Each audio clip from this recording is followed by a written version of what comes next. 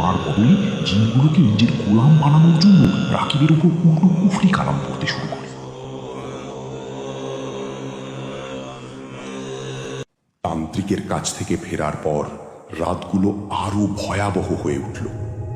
এক রাতে উৎকট পচা গন্ধে রাকিবের মায়ের ঘুম ভেঙে যায়।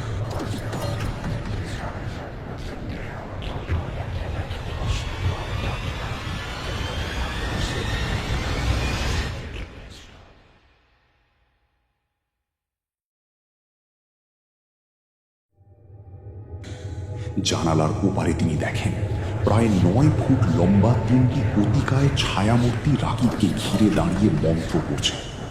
রাকিবের মুখ দিয়ে বের হচ্ছে কালো বিষাক্ত ফেনা। দৃষ্টটি শুনতে না পেরে মা সেখানেই জ্ঞান হারান। শেষ চেষ্টায় তারা এক পরেশগার হুজুরের কাছে যান। হুজুরকে প্রথম থেকে যা যা ঘটেছে সব খুলে বলে। দেখুন, এই সমস্যাটা বেশ জটিল। এটা সাধারণ কোনো জিনভূতের আচরণ নয়, এর পিছনে আরো গভীর কোনো কারণ থাকতে পারে। আমাকে একটু খোঁজ খবর নিতে হবে এবং জিনেদের সাথে যোগাযোগ করে বিষয়টি বুঝতে হবে।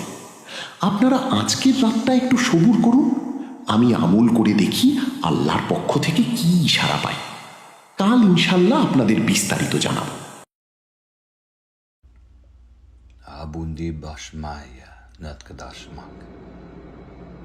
সেই রাতে হুজুর যখন আমল করছিলেন, হঠাৎ এক রহস্যময় বামন আকৃতির অবয়ব তার সামনে উপস্থিত হয়।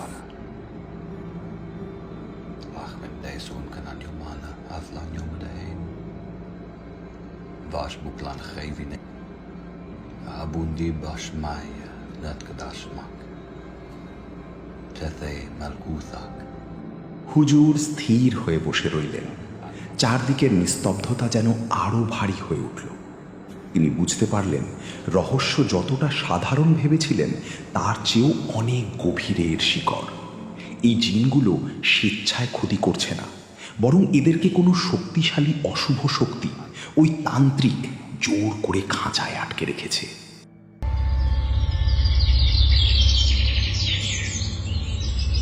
পরদিন হুজুর রাকিবকে সামনে নিয়ে রুকিয়া শুরু করেন। আধ্যাত্মিক শক্তি দিয়ে তিনি সেই অদৃশ্য মায়াজাল ছিন্ন করতেই সেই মুসলিম জিনটি হাজির হয়। হুজুর, গত রাতে আমি এসেছিলাম। তান্ত্রিকের জাদু দিয়ে আমার মুখ বন্ধ ছিল। তান্ত্রিক এই জিনদের রাকিবের শরীরের সাথে গেঁথে দিয়েছে।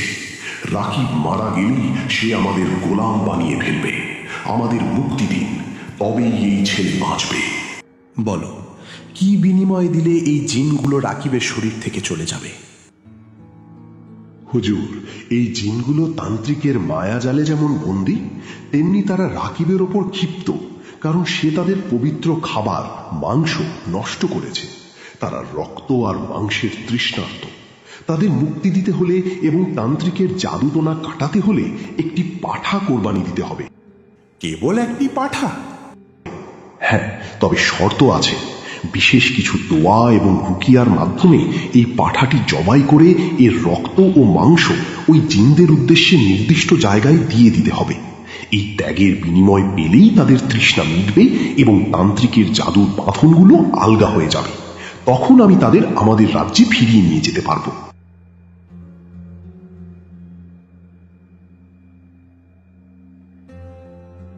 হুজুর আরো জানালেন যে রুকিয়া চলাকালীন যখন সেই মুসলিম জিনটি হুজুরের সাথে কথা বলতে সক্ষম হয়, তখন হুজুর তাকে জিজ্ঞেস করেন যে আপনারা বিশ্বাস করে তান্ত্রিকের কাছে গিয়েছিলেন, সে আসলে কোনো উপকারের কাজ করেনি।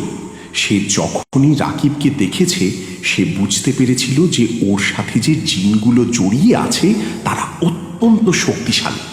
ওই তান্ত্রিকের লোভ জেগেছিল যে এই জিনগুলোকে যদি সে বশ করতে পারে তবে সে দুনিয়ার অনেক বড় বড় অশুভ কাজ হাসিল করতে পারবে। তান্ত্রিক মন্ত্র দিয়ে ওই শক্তিশালী জিনগুলোকে রাকিবের শরীরের সাথে এমনভাবে আটকে দিয়েছিল যাতে তারা আর যেতে না পারে। এদিকে জিনগুলো তান্ত্রিকের এই বন্দি দশা থেকে মুক্তি পেতে মরিয়া হয়ে উঠেছিল। তান্ত্রিক জিনদের উপর নির্যাতন করছিল এবং তাদের শর্ত দিয়েছিল যে রাকিবকে তিলে তিলে মেরে ফেললেই কেবল তারা মুক্তি পাবে। অর্থাৎ তান্ত্রিক চেয়েছিল রাকিব মারা যাক, যাতে সে মৃতদেহের উপর নিয়ন্ত্রণ নিয়ে জিনগুলোকে পুরোপুরি নিজের গোলাম বানিয়ে ফেলতে পারে।